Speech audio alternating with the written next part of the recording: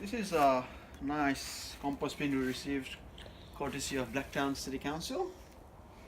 Luckily, it was free of cost because I attended one of the 2-hour sustainability workshops. So part of that, the deal was you get a free compost bin. I think it costs about $50–60 in Bunnings.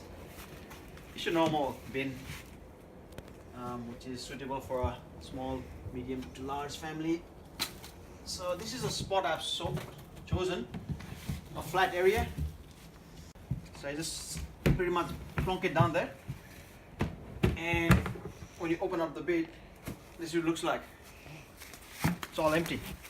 So just make sure it's in a nice and flat area, and it's touching the ground. So make sure you don't cover the ground with concrete, because you want all the good bacteria and all the natural elements to come through the compost bin. So the first part is to put a a dry layer. Okay, so I'm starting off with some of these dry leaves, some of these dry fern stems.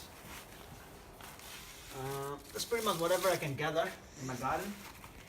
Just putting at the bottom layer, and once you make that bottom layer, the next layer would be to put some wet layer. So basically you just start with a dry layer, wet layer, dry layer, wet layer, and every week you just come with a fork, garden fork, give it a big stir, and that's it. And then make sure you cover your lid. Alright? Okay, so I've got all these dry twigs that goes in the bottom of the compost bin. Okay, this is how we just pretty much put it like that.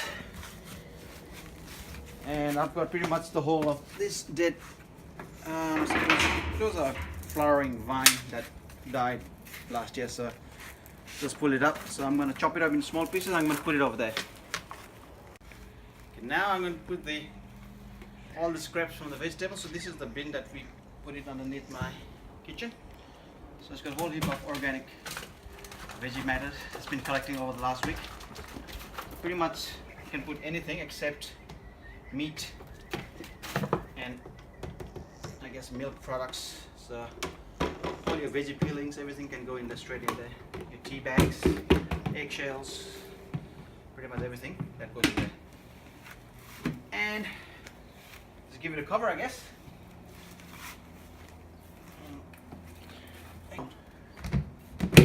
That's about it. Just make sure it's in a nice flat area, so there's no areas for the rats to get in.